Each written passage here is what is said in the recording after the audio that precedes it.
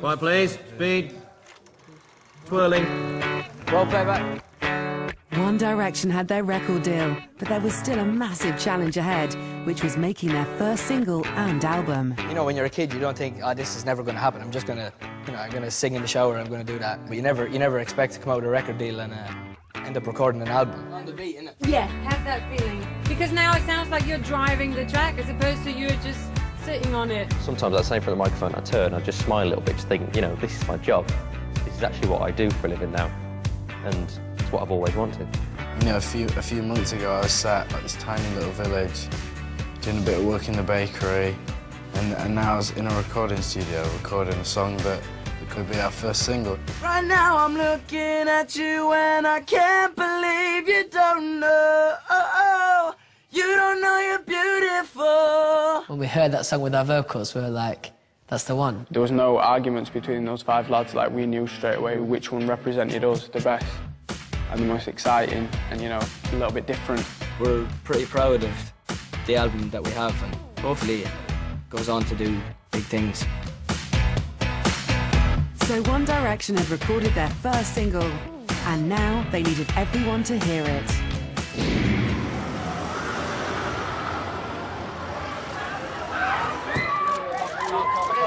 So this morning, live, Scott Mills, Radio 1, okay? This is the first time it's ever been played. This is a world exclusive. This is where it all starts. Yeah, buddy!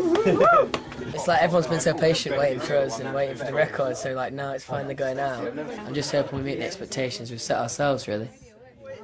Enjoy it, boys! Get in there! For the first time, anywhere in the actual world. It's called What Makes You Beautiful. Here it is. Ah! You're insecure, don't know what for. You're turning heads when you walk through the door. As soon as it'd been played on Radio 1, we travelled all over Britain trying to get all the stations to play it. One Direction! One Direction! One Direction!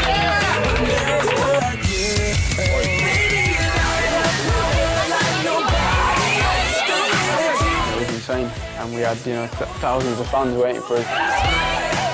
Do you get mobbed all the time? Do you get the same crowd following you around?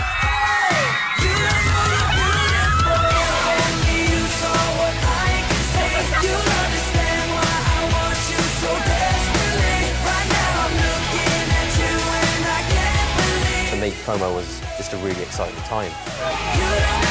Oh my God, look at me!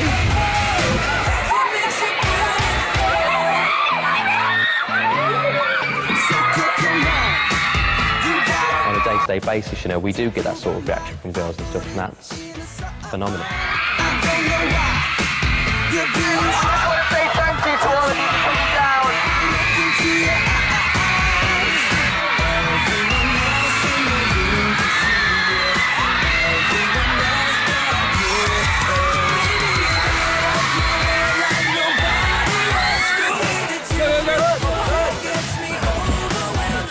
Sorry. High five. It's all right, mate. High five.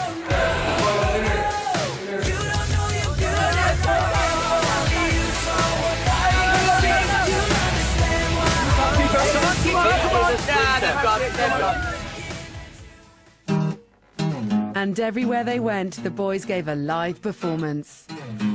Baby, you light up my world like nobody else. The way that you flip your hair gets me overwhelmed. But when you smile at the ground, it ain't hard to tell. You don't know, you don't know you're beautiful. If only you saw what I can see, you'll understand why I want you so desperately. Right now I'm looking at you and I can't believe you don't know.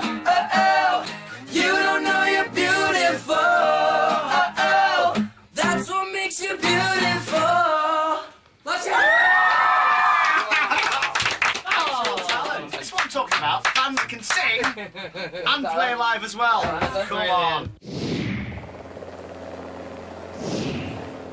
The day of our release, we went on a helicopter around Britain.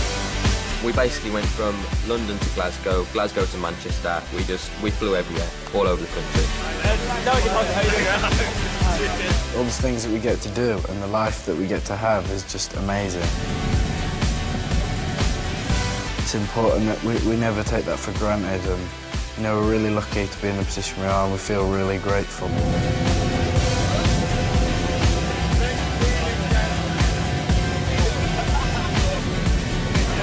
So just landed in Glasgow. After that 2.5-hour flight, Zane has not managed to wake up once. Still asleep, and we've landed.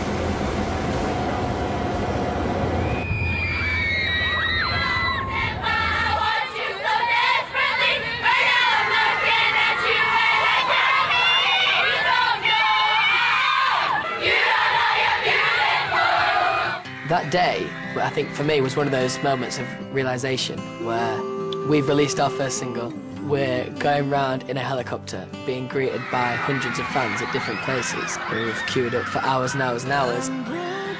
You know, it was about time we started giving back to the fans, going out and meeting them and saying, you know, thanks for waiting around for us. Here it is. We're here at the first sighting. There's so many people, there's like nearly 1,000 people here, and we're going to sign in an hour and a half as many as we can. Thank you.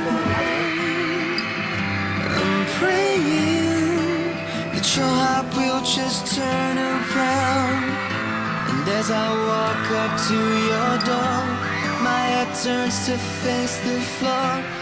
Yeah, the fans are obviously a massive part of what we do, and we do what we do for the fans. For all of us, we can't really get our head around it as such. It's the most flattering thing in the world. I love Handmaid's so much.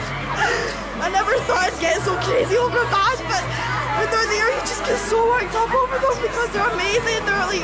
They're perfect in every way possible. To have such a big effect on people's lives is such a nice thing. Coming for the...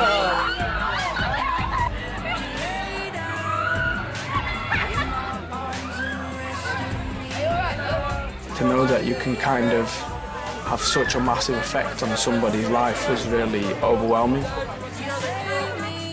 The reason why the fans are so dedicated is because I think they feel like they can really relate to us. They're like we're the kind of boys that you go to school with, and that's because we are. Hattie, come and meet me. Hattie, come and meet me. It's Hattie, my shoulder. He put his hands on my shoulder, he hugs me, and then I held his hand, and oh my God, Marie said hi, and they don't ask me. And now you went, no, I want to hug her, and anyway, I love you. Come here, love me. I need to, oh my God, we can't do that. When he lays you down, I might just die inside. You just don't feel right. For me, it's a slow process, if you like, of dealing with girls screaming at me and telling me that they love me with tears rolling down their face. I've never seen anything like this before, and obviously when I was going to school I never had 600-700 girls screaming at me everywhere I went. Sometimes they go to mad lengths to get to see us and stuff. You know, we're very thankful for it and very grateful.